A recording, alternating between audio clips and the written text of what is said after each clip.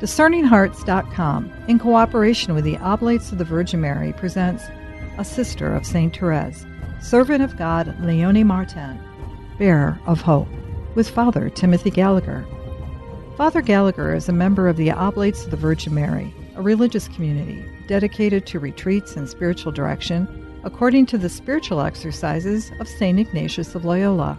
He is featured on several series found on the Eternal Word television network. He's also the author of numerous books on the spiritual teachings of St. Ignatius of Loyola and the Venerable Bruno Lanteri, founder of the Oblates of the Virgin Mary, as well as other works focused on aspects of the spiritual life. A Sister of St. Thérèse, Servant of God Léonie Martin, Bearer of Hope, with Father Timothy Gallagher. I'm your host, Chris McGregor. Now, this next piece that I'm going to include brings us to 1924, so it's 9 years later, and refers again to this Carmelite priest, American Carmelite, Father Albert Dolan, whom we mentioned before. He very quickly became very drawn to Thérèse, and as I mentioned earlier, created the Society of the Little Flower. Actually, he exposed Thérèse to millions of people in this country, and he was a key piece in propagating knowledge of her and devotion to her in the United States. And he decides that he's going to actually go to France and meet the sisters of Thérèse. And this is in 1924.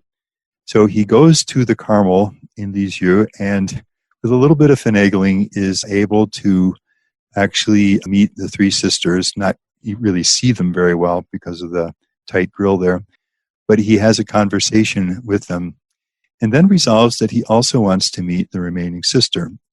And so he makes the journey by car, which he says took 3 hours in the very poor roads of the time, to Caen, and arrives in the city with no idea of where the monastery is or how he's possibly going to find his way to actually meet Léonie. What happens is that when he's asking people where the monastery is, he happens to ask two priests if they know where it is, and they tell him, actually, we're headed there ourselves. We have business with the Reverend Mother. He asks if he can go with them. They hesitate a bit because that's outside of what their commission is, but he must not have been easy to refuse. They wind up accepting him. And he enters unbidden, as it were, with the two of them when they meet with the prioress. And when they finish their business and have gone, he mentions that he would really like to meet Léonie. And she doesn't easily accept this. He says, finally, I actually begged. I told her that I would get down on my knees if necessary in order to speak with Léonie for 3 minutes. As Thérèse became more and more known, so this is 1924, she's now been beatified, she's known throughout the world, and there is a very lively interest in meeting her sisters. The three sisters in the Carmel have to really limit this to a minimum, protect themselves, or they'd be overrun by this. Something like this is happening with Léonie as well. So the Mother Prioress does not easily allow people to speak with Léonie. Well, this priest says to them, I'll get down on my knees and beg if I have to for 3 minutes. At this plea, she began to thaw and said, we are not as stingy as that. If she comes to the parlor, you may talk with her as long as you wish. Just wait and I'll see. And she left the parlor. So the priest later writes up this whole experience. And I want to quote this because it's a rare chance for us to see Léonie through an outsider's view. We've been seeing her through others' letters and largely now through her own sisters.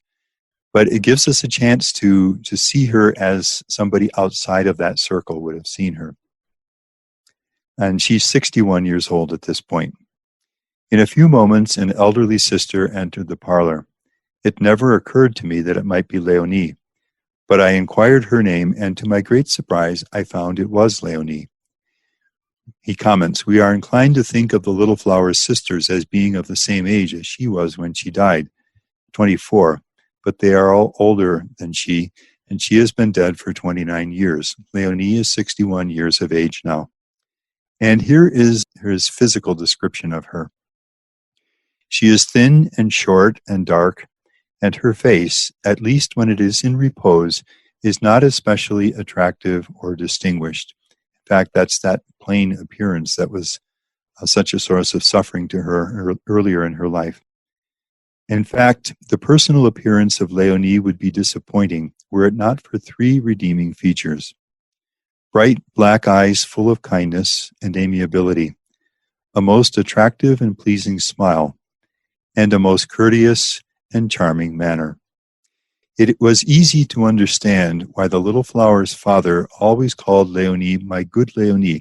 This was an interesting thing that Zélie, her mother, spoke of Léonie as la pauvre Léonie, the poor Léonie, whereas her father's name for her was la bonne Léonie, the good Léonie. And there was kind of the paradox of Léonie in those earlier years. She had a heart of gold and was almost uncontrollably difficult at the same time. But it is certainly characteristic of her father and the gentle goodness in him that's what he would have homed in on when he gave her that title. And what Father Dolan says is that meeting her, I can see why he would have given her that name. Bright black eyes full of kindness and amiability, a most attractive and pleasing smile, and a most courteous and charming manner. And I think unquestionably, that's the way the sisters with whom she lived would have seen her. Yes, she had her little quirks and eccentricities and her being just so slow to get things done. I don't know if I've mentioned, she was very meticulous. Everything had to be in its proper place. So much so that if a sister was doing a task and maybe was called away from it for a moment and left things where she expected to return to them, very often she would come back and they would have been put back in their place. They kind of smiled about it, but it was one of these quirks of hers that they learned to live with, an overly meticulous desire for order like that.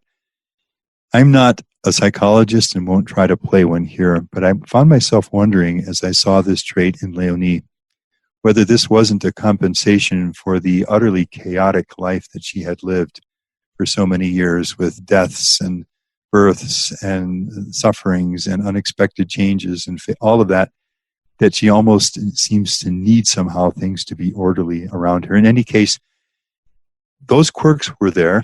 She was overly sensitive too. She could get hurt a little too easily. She had to struggle with that all of her life.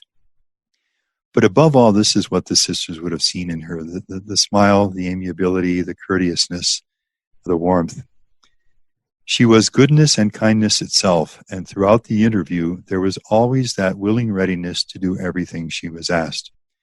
So he explains the work he's doing to promote her sister's devotion to her sister in America. She's very interested about it, asks questions about it, and is really pleased to hear about it. He shows her a reliquary that's been made. She's very pleased with the design. I asked her if she would autograph the picture, which had already been autographed by her three sisters. She agreed, and I passed the picture to her through the bars of the grill. And when she returned the picture, she gave me with it a little relic of the little flower. Then he asked a couple of questions. These are kind of bold, but it's so nice that he did because we have her answers. Then I said to her, "Sister, are you not lonely here sometimes in this convent, so far from your other sisters?" She answered, "No, Father, I am where God wants me to be, and I wouldn't be imitating my little sainted sister if I were to be sad in doing God's will. Of course, all who leave home are a little lonely sometimes. Isn't it true, Father? But it is necessary to smile, isn't it true? And the little flower helps me smile." Then he pushes it a bit further. "But sister, do you not regret sometimes that you did not enter the Carmelite convent instead of the Visitation convent? It seems to me that if I had a sister who had become a saint and who had made a convent famous for its sanctity and had three sisters in that convent, I would regret that in my youth I had not entered that convent. Do you not feel that way?" She replies, "No, Father, I have no such regrets, because I had no vocation to the Carmelite convent, but to the Visitation rule. And instead of regrets, I have nothing but gratitude to God for having given me my Visitation vocation, which I love." I then said, "I suppose, sister, that the little flower bestows many favors upon you, her sister." Kind of bold again. So she answers, "Yes," she answered, "many, many favors." And then with a twinkle in her eye, and here's that little bit of humor again that you get from her, She added by way of a comeback to my doubts about her happiness in the Visitation convent, and not the least of the favors she gives me, Father, is to preserve my love for my Visitation vocation. That's kind of nice. All this was said with the most charming gentleness and with that ever-present exquisite smile, which gave her some resemblance to the little flower in spite of her advanced age of 61. He asks her to write a message for him, which she does, and then he asks her to send a message to the members of the Little Flower Society in the United States. And without hesitation, she says this, "Give them this message, Father. Tell them that if we would please the little flower, we must be as humble as she was, and we will be humble if we will repeat frequently every day the ejaculation, 'Jesus, meek and humble of heart, make my heart like unto thine.'" I left the Visitation convent with a prayer of thanksgiving in my heart to the little flower for having made it possible for me to talk at length with all four of her sisters. I was delighted when I came across that. That's such a unique perspective on Léonie, and it says volumes. Just compare what we have just seen in this interaction with Léonie as we saw her when she was 4, 6, 8, 10, 12, and 14 years old. And it's just amazing what's happened in this woman's life. Well, it is. And when you think of this father, this is the time. It's in 1925. That's a journey. Even back then, you didn't hop on a jet. You had to ride the steamer across the ocean. Then he gets into a car on unpaved roads, I'm sure, and is trying to get somewhere, find things. His French, it doesn't say, but obviously he's going to speak at least with a heavy American accent. And he's on a quest. It's a fascinating experience, I would imagine, not only, but then for him, of course, he would ask those bold questions. He came all this way. Please let me. That in itself is the grand adventure, isn't it? Yes, and he also describes his meetings with the other sisters and with her cousin Jean and so on. That would get beyond our story here, but it's the rare approach to these people through someone who had actually met them, and not just on research on them, which is why it's really interesting. Well, this next we'll look at takes us to 3 years later. Léonie is 64 years old at this point. And I want to cite this one just as a witness to the never-ending effort to grow that we see in Léonie. It's one of the beautiful things in her. She never stands still, and this will be up to the very end when she's in her last years, 76, 77. She dies at 78. It's a beautiful thing that she is always looking to grow, and she does. So she writes to Pauline, "Darling little mama, your letter brought me so much joy. And as for the delightful painting of our saint," so this would probably be done by Celine, who was the artist, "it is heavenly. Any work of art dealing with Thérèse, invariably that they sent, she always delighted with. I'm also extremely pleased about the work. A piece is missing here. Many souls in the way of truth, and people are going to understand our Thérèse's doctrine better. You have asked me for my news, beloved little mama. Spiritually, my soul is becoming increasingly simple." And she recognizes this in herself. "Thanks to my Thérèse. Her holiness is wholly agreeable and is so easily within my reach." We're right close to the heart of what opened up the journey to holiness for her. I can do that. The way Thérèse presents holiness, that I can do. "I'm feeling the weight of my years, and I increasingly feel the cold." She suffered from cold all her life. I mentioned right from the very beginning that kind of whooping cough and how subject she was to bronchitis and so forth. But not to the extent that, like our darling saint, I could die from it. Which is interesting. She recognizes that a part of what weakened Thérèse's health was the rigid regime of life in the monastery in Carmel. There was no heat except for the common room. Far from it, because the choir and community room are heated. So that's that less austere life in the Visitation monastery. by our standards, still pretty austere. No heating in her own room and so forth. And for performing the holy duties in the sacristy, which is very cold, our compassionate mother has let me have a nice warm black woolen shawl to put around my shoulders. It helps me think of you without a fire, darling little sisters, for then I blush at my cowardice. When this little child is overworked with her duties and putting everything into place on the eve of important feast days, I imagine as a sacristan, she probably did it very well. Everything would be exactly where it needed to be. She stumbles weakly the next morning, even after having eaten a good breakfast. Yet I'm very glad to be giving my last remaining strength to Jesus the host, my daily bread. He is all my strength. I send you my kisses, and I already love you with the love of heaven. We move now to 6 years later, and this is 1930.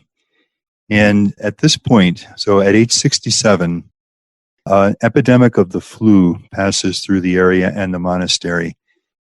Léonie, who is very susceptible to this, undergoes a very severe form of it with congestion in both lungs, to the point in which they really don't expect her to survive. It's touch and go as to whether she'll live through this. And the mother prioress lets the bishop know. Bishop Suhard, who later became the Archbishop of Paris and Cardinal, but at this point is bishop of this area in which both monasteries are found, actually. And so the Cardinal responds to the Mother Prioress.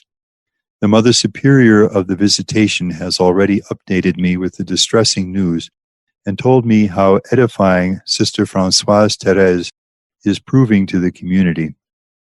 I wholeheartedly unite myself with the beautiful soul who made such a strong impression on me when I made my canonical visitation. So here is another exterior witness. So as the bishop, he would make, I don't know whether annually or periodically at least, a visitation to the monastery. And on that event met Léonie, and certainly would have spoken with her. Of course, everybody was interested in her as the sister of a saint. She can only rise in glory through suffering. She is so close in her way of thinking to her little sister. So he has spoken with her, and he notices the similarity in the way she thinks, very much modeled on her sister and learned from her sister. She is so close in her way of thinking to her little sister that this intimacy can only result in great holiness. Let us be closely united in prayer, dear Mother, and take advantage of the fine example she is setting for us and become more and more united to God. And then the following day, so he has now actually gone to the monastery and visited her. I have just returned from Caen, where I gave my blessing to Sister Françoise Thérèse. She is an angel from paradise. The sickness has not worsened. Quite the reverse, in fact, is true. But the danger has not been eliminated. The dear sister is truly in God's hands. And after the short conversation I had with her, I left feeling wholly edified. She is like a reflection of heaven. And he has 2 exclamation points. It is a good atmosphere in which to live. You'll often find that line quoted in the various biographies. I bless you, dear Mother Prioress, and pray that God may impart to you and to your dear daughters the abundance of his gifts. And now, a few weeks later, Léonie has recovered from the illness. So this is at the end of December. And this is her first letter to her 3 sisters. Her sisters have been kept abreast of this. Of course, they're deeply anxious for her. They're sending her letters. They're praying at the Carmel for her. And this is her first chance now to write back to them. Beloved little sisters, I fully understand your impatience to have a little note from me, and I am no less impatient to write you one. So here I am with my heart overflowing with affection and gratitude to you for all the love and blessings with which you unceasingly lavish me. Your generosity moves me to tears, but the tears are very sweet and fragrant with heavenly joy. And so I wish you a very happy, holy, and blessed New Year. Sometimes as I was reading through her letters, I would just stop and underline the vocabulary. And look at it here. This is just, how many sentences is this? This is just 2 sentences, the first beginning of her letter. Heart, overflowing, affection, gratitude, love, blessings, lavish, generosity, very sweet tears, fragrant with heavenly joy, happy, holy, blessed. And all of her letters are this way. The vocabulary is always warm and affectionate and positive and appreciative and grateful. What Father Dolan remarks, when he shares his encounter with her, the warmth and the goodness and the smile and the affection, to judge by her writing, must have been just her way of living. Whatever her interior struggles were, and they were there, as we've seen, and throughout her life, it seems that this is the way others would have seen her. This is what they would have come away from her seeing. And again, the distance from what we've seen in her early years is just astounding and an enormous sense of hope. Who of us cannot hope to grow if this woman was transformed in this way? And it continues, what a flood of graces and affection I have received once again from my beloved community. Our dear mother is sparing nothing to help me get back on my feet again. She's always so grateful for the nursing that she gets. I am being infinitely better nursed than a queen. My sister nurse even goes so far as to prepare my meals herself, and I can assure you she is very good at it. She's a real gourmet cook. And then for her sister nurse, if you have some rose bushes left over, so these would be roses from the Carmel in Lisieux, so the link with Thérèse, that she could plant in her little flower beds outside the infirmary, she would be very pleased. She highly deserves a reward for her tireless and almost motherly devotion. And then this next line is poignant. I didn't think I was loved so dearly. She always marvels to see that people love her in this way. She just doesn't expect it, almost doesn't know that it's there. And when it's shown to her so clearly that she can't miss it, she marvels at it. There's something very beautiful about that too, that must have made people want to assist her. It was touching to see our sisters' despair, for they trembled at the thought of losing me. As for the bishop, so this is Bishop Suhard, who actually a few days after he wrote those letters was transferred to another diocese. As for the bishop, it's such a blow to lose him. But I say fiat because in this exile, everything is in perpetual motion. God alone is unchanging. He, the prisoner of love, that's her reference to the Eucharist, which is the center of everything for her. He, the prisoner of love, is enough for us. I will write again soon. I love you with all my heart, Sister Françoise Thérèse. Now, I'm going to quote from a letter that she wrote 3 days later, and just a part of it, because it gives an insight into what this lifelong eczema that she suffered from, what it could be like. In the course of going through this very serious illness, medical remedies were applied. By our standards today, you cringe whenever you hear of the kinds of medical remedies. Thérèse suffered terribly from them, and they never did her a bit of good. Amongst other things, they are applying to Léonie these mustard poultices. Now, to someone whose skin is already liable to eczema, you can imagine what this is going to do. Beloved little sisters, I'm taking advantage of every opportunity I have to give you news of my health, which is improving every day. However, there's a flip side to the coin. My eczema is doing more than raising its head. It has broken free of its shell. It's furious about the brutal treatment I had to undergo in order to avoid going ad patrum, that is, to the fatherland, in other words, dying.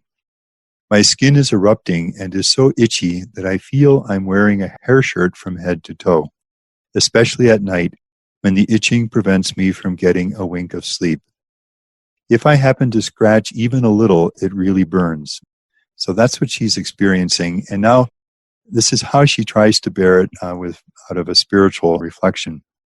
I think it would be worse if I were in purgatory. All right? If you were in purgatory, it'd be worse than this.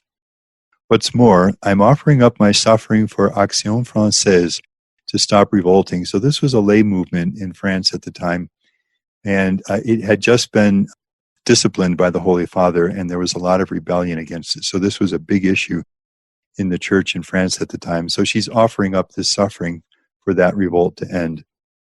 and for all the great causes that are close to the heart of our Pontiff and beloved Father. I'm also suffering for our dearest Bishop's intentions, as once again, he is of all people most to be pitied. I'm not sure why, perhaps because he has to leave the area and go to a different place. But this is another quality in Léonie that she imbibed from her father and mother, and that is a great reverence and veneration and love for the Holy Father, for the bishops, and for priests. And you see this throughout all of her writing, all of her letters.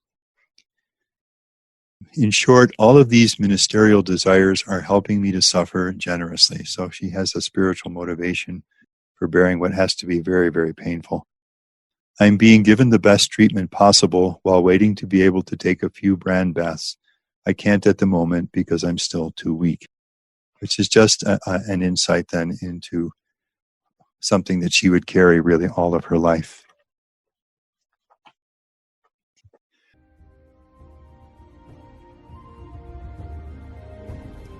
You've been listening to A Sister of St. Thérèse, Servant of God Léonie Martin, Bearer of Hope, with Father Timothy Gallagher. To hear and or to download this episode, along with hundreds of other spiritual formation programs, visit discerninghearts.com, or you can find it on the Discerning Hearts free app. This has been a production of Discerning Hearts in cooperation with the Oblates of the Virgin Mary. We hope that if this has been helpful for you, that you will first pray for our mission, and if you feel it's worthy, consider a charitable donation, which is fully tax deductible, to help support our efforts. But most of all, we hope that you will tell a friend about discerninghearts.com and join us next time for A Sister of St. Thérèse, Servant of God Léonie Martin, Bearer of Hope, with Father Timothy Gallagher.